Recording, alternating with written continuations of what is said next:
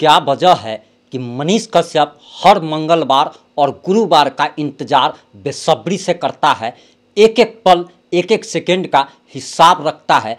आखिर मनीष कश्यप जेल में कैसी जिंदगी काट रहा है, हम उसके दर्द की दास्तान आपको सुनाने के लिए आए हैं। और जैसा कि उसके ममेरे भाई ने बताया है वो हम आपको सुनाने आए हैं, जिसे सुनकर आपका कलेजा दहल जाएगा और आप रोने पर मजबूर हो जाएंगे।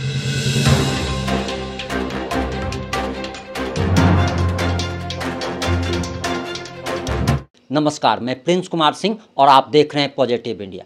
जहां आज के दौर में पत्रकार टीआरपी के लिए काम करते हैं, जहां आज के दौर में पत्रकार फेम के लिए काम करते हैं, व्यूज के लिए काम करते हैं, वहीं सन ऑफ बिहार नाम का एक मनीष कश्यप था जिसे पागल कहा जा सकता है, जो कि एक तरीके से पागल था, जो कि बिहार बदलने चला था, लेकिन वो भूल गया था कि इस राज्य के डिप्टी सीएम तेजस्वी यादव हैं, सुशील मोदी नहीं। हम उसको पागल इसीलिए कह रहे हैं क्योंकि आज के दौर में हर लोग अपने फायदे के लिए काम करता है और मनीष कश्यप जो है वो बिहार को बदलने चला था, बिहार को बदलने का सपना देखा था, उस बिहार को बदलने का सपना देखा था जो कि मजदूर प्रोड्यूसर स्टेट बन चुका है। मनीष कश्यप उन लोगों की आवाज़ उठाने चला था जो कि दलित हैं, जो गरीब हैं, जो ओबीसी हैं, जो मजबूर हैं, जो शोषित हैं, जो वंचित हैं, और उनकी आवाज़ वो दिखाने चला था। मीडिया का ये काम नहीं है कि शोषितों की आवाज़ दिखाए, वंचितों की आवाज़ दिखाए। मीडिया का बस यही काम है कि नरेंद्र मोदी का गुण गाओ और तेजस्वी यादव का गुण गाओ, तभी तुम मीडिया कहाओगे। अतीक अहमद को पेशाब करते हुए दिखाओ, तब तुम मीडिया कहाओगे। करीना कपूर के बेटे, उसका नाम जहांगीर या क्या है, वो किस टाइप का टट्टी किया है और कौन सी दाल खा रहा है, उसको दिखाओ, तब तुम मीडिया कहलाओगे। लेकिन मनीष कश्यप सच में पागल था कि वो नल जल की समस्या दिखाता था, वो सड़कों की समस्या दिखाता था, वो स्कूलों की समस्या दिखाता था, वो स्वास्थ्य सेवाओं के बदतर स्थिति का समस्या दिखाता था। आज वो मनीष कश्यप जेल में कैसी बदतर जिंदगी जी रहा है, उसे सुनकर आपका कलेजा दहल जाएगा। और अगर आपके पास 5 से 10 मिनट अगर नहीं है तो आप इस वीडियो को यहीं पे छोड़ के आप निकल जाइए। और अगर आप मनीष कश्यप के चाहे आप सपोर्टर हैं या विरोधी हैं, और अगर आपके पास 5 से 10 मिनट समय है तो इस वीडियो को पूरा देखिएगा। यही निवेदन हम आपसे करने जा रहे हैं। दरअसल आपको बताते चले कि मनीष कश्यप के ममेरे भाई ने जो बताया उसे सुनकर हमारे बताने में हमारे लब कपकपा रहे हैं कि आखिर हम कैसे आपको बताएं कि मनीष कश्यप कैसी बदतर जिंदगी जी रहा है। 6 बाई 6 के कमरे में मनीष कश्यप को जगह दी गई है जिसे सेल कहा जाता है। जो लोग जेल कभी गए होंगे उनको पता होगा कि एक वार्ड होता है और एक सेल होता है। वार्ड में अपराधियों को रखा जाता है, जनरल तौर पर अपराधियों को, लेकिन सेल में दुर्दांत अपराधियों को और आतंकवादियों को रखा जाता है। वार्ड में 50-60 कैदी एक साथ रहते हैं, वहीं सेल में एक कैदी अकेला रहता है। और 6 बाई 6 के कमरे में इस भीषण गर्मी में जब उस ममेरे भाई से पूछा गया कि क्या वहाँ पर गर्मी के लिए क्या व्यवस्था है, तो उसने बताया कि मनीष भाई ने बताया कि दरअसल उस सेल में एक पंखा लगा हुआ है जो कि अंग्रेज का ज़माना क्या है, और वो बिजली से चलता है या हवा के झोंके से चलता है पता नहीं चल पाता, क्योंकि वो इतना धीमे चलता है कि उसका अंदाज़ा लगाना मुश्किल है कि वो बिजली से चल रहा है या हवा के झोंके से चल रहा है। मनीष कश्यप ज़मीन पे, फर्श पे सोने को मजबूर है। मनीष कश्यप अभी सप्ताह में सिर्फ 3 से 4 दिन खाना खा पाता है। मनीष कश्यप का स्वास्थ्य बहुत ज़्यादा खराब हो चुका है। मनीष कश्यप को वहाँ खाने पीने में इतनी ज़्यादा दिक्कत हो रही है। दूसरा चीज़ कि वो अपना दर्द किसी से बता नहीं पा रहा है। ज़रा कल्पना कीजिए कि आपके पास अगर कोई भी अगर खुशी आती है या आप दुख में होते हैं, आप तकलीफ़ में होते हैं, तो आप चाहते हैं कि आप अपनी तकलीफ़ और दुख को, सुख को किसी के साथ शेयर करें। अगर आप नया मोबाइल ही खरीदते हैं, अगर आप नया ज़मीन ही खरीदते हैं, अगर आप नया गाड़ी ही खरीदते हैं, तो आप चाहते हैं कि आप 10 लोगों को बताएं और 10 लोग आपको बधाई दें। अगर आपके घर में कोई मातम होता है तो आप चाहते हैं कि 10 लोग आपके पास आए और आपको सांत्वना दे, आप उस कंधे की तलाश करते हैं जिस कंधे पे सर रख कर आप रो सकते हैं। लेकिन ज़रा कल्पना कीजिए कि बिहार से हजारों किलोमीटर दूर दूसरे राज्य के काल कोठरी में बंद इंसान, जिसको तमिल भाषा नहीं आती है, वो किसी को अपना दर्द तक नहीं बता पाता है, वो उस इंसान को पागल बनाने की पूरी तैयारी चल रही है। और ज़रा सोचिए कि जो इंसान हजारों लोगों की भीड़ में रहता था, जो इंसान जब सड़क पे निकलता था तो 5000 लोग उसको घेर लेते थे, सेल्फी लेने के लिए उतावले रहते थे, उस इंसान से आज बात करने वाला तक कोई नहीं है। उसे सांभर और चावल दिया जाता है, जो कि वो सिर्फ इसीलिए उसको अपने कंठ के निगलता है ताकि वो जिंदा रह सके। क्या आपको पता है कि मनीष कश्यप मांस मछली नहीं खाता और जेल में अंडा दिया जाता है? जब उसके भाई ने पूछा कि आप अंडा क्यों नहीं खा लेते हैं, तो उसने कहा कि नहीं, मैं मर जाऊंगा, भूखे मर जाऊंगा, लेकिन मैं अंडा नहीं खाऊंगा। मनीष कश्यप अपने भाई से पूछता है कि सुप्रीम कोर्ट में हमारा क्या हुआ, क्योंकि आप जानते होंगे कि जेल में समाचार मिलना काफ़ी मुश्किल होता है कि बाहर की दुनिया में, जेल से बाहर की दुनिया में क्या चल रहा है। आप तक ये समाचार कुछ भी ज़रूर पहुंच जाता है। मनीष कश्यप को पता नहीं चल पाता कि उसके केस में क्या सुनवाई हुई, सुप्रीम कोर्ट ने इनकार किया या हाई कोर्ट ने इनकार किया, आखिर क्या फैसला आया। वो अपने भाई से जब पूछता है और भाई जब कहता है कि सुप्रीम कोर्ट ने मना कर दिया और हाई कोर्ट भेज दिया, तो मनीष कश्यप रुआसा हो जाता है, मायूस हो जाता है और कहता है कि क्या सुप्रीम कोर्ट से भी न्याय नहीं मिला।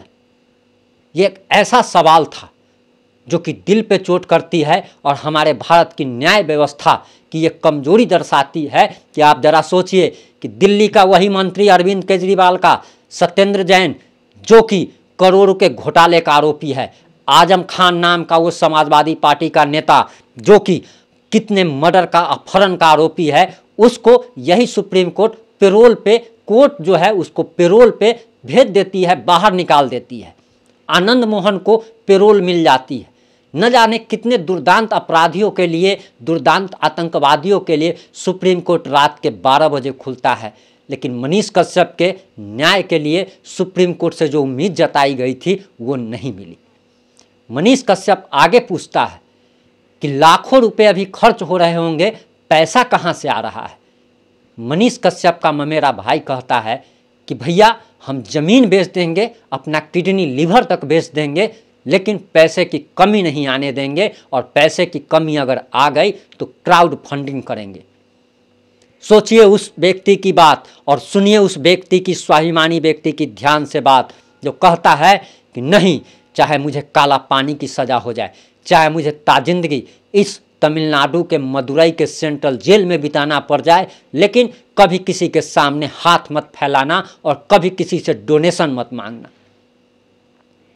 और आज मुझे उस व्यक्तियों पर, उन लोगों पर, मनीष कश्यप के समर्थकों पर शर्म आती है कि जो लोग मनीष कश्यप के रक्सौल में ड्राइवर की पिटाई पे और मनीष कश्यप के साथ बदसलूकी होने पर जो व्यक्ति खड़ा होकर के तमाशा देखता रहा, और आज वो व्यक्ति अपने टीआरपी के लिए और फॉलोअर्स बढ़ाने के लिए जब मनीष कश्यप का समर्थन कर रहा है, तो मनीष कश्यप के समर्थक उसे कंधे पे बैठा करके डांस कर रहे हैं। तो जरा कल्पना कीजिए कि मनीष कश्यप एक ऐसा व्यक्ति जो अपने स्वाभिमान से कभी समझौता नहीं किया, कभी आत्मसम्मान को डिगाना गवारा नहीं किया, आज उसके समर्थक जब उसके विरोधियों को कंधे पर बैठा के घुमा रहे हैं, तो उसके सिद्धांत को कितना गहरा झटका लगा होगा।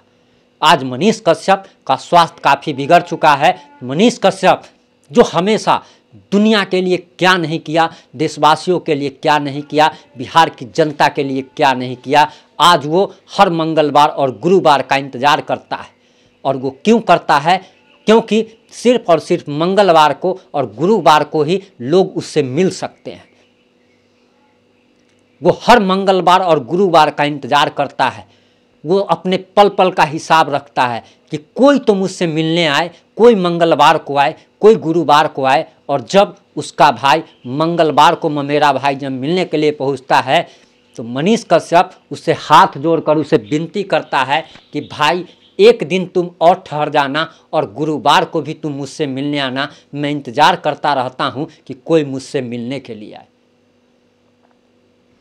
मैं ये नहीं लोगों को कहता कि आप बिहार से तमिलनाडु जाइए, आप दिल्ली से तमिलनाडु जाइए। अगर आप सामर्थ्यवान हैं तो ज़रूर जाइए। अगर आप सामर्थ्यवान नहीं हैं, अगर आप मजदूर हैं, अगर आप मध्यम वर्गीय परिवार के हैं, अगर आपके पास जाने का खर्च नहीं है तो आप मत जाइए। लेकिन मैं उन तमाम लोगों से विनती करूंगा, हाथ जोड़कर रिक्वेस्ट करना चाहूँगा, जो लोग तमिलनाडु में रह रहे हैं और मनीष भाई का सपोर्ट करते हैं, उन लोगों से हाथ जोड़कर निवेदन करता हूं कि भाई लोग, आप लोग मंगलवार और गुरुवार को तमिलनाडु के मदुरई के सेंट्रल जेल जरूर जाइए और मनीष कश्यप का सपोर्ट कीजिए। सपोर्ट का मतलब ये है कि अभी मनीष कश्यप को मोरल सपोर्ट की बहुत ज़्यादा ज़रूरत है। मनीष कश्यप टूट रहा है, मनीष कश्यप टूट रहा है और उसे बचाना आप लोग की जिम्मेदारी बनती है। आप जाइए, मिलिए। और अगर आप जाना चाहते हैं तो मैं आपको बता दूं कि आपको सुबह 7 बजे तक तमिलनाडु के मदुरई के सेंट्रल जेल पहुंचना पड़ेगा। वहाँ अपना एक पहचान पत्र लेकर के जाए, जैसे कि ड्राइविंग लाइसेंस, पासपोर्ट या फिर आधार कार्ड लेकर के आप जाए, जिसके बाद एक टोकन कटता है और उसके बाद सुबह 10 बजे तक ही मुलाकात हो सकती है। इसलिए सुबह, जितने अहले सुबह आप जा सकते हैं आप ज़रूर जाइए और उस इंसान को टूटने मत दीजिए। मैं एक बात और कहना चाहूँगा, हमारे ही एक रिपोर्ट पे एक व्यक्ति ने कमेंट किया था, नाम मैं उनका भूल रहा हूँ।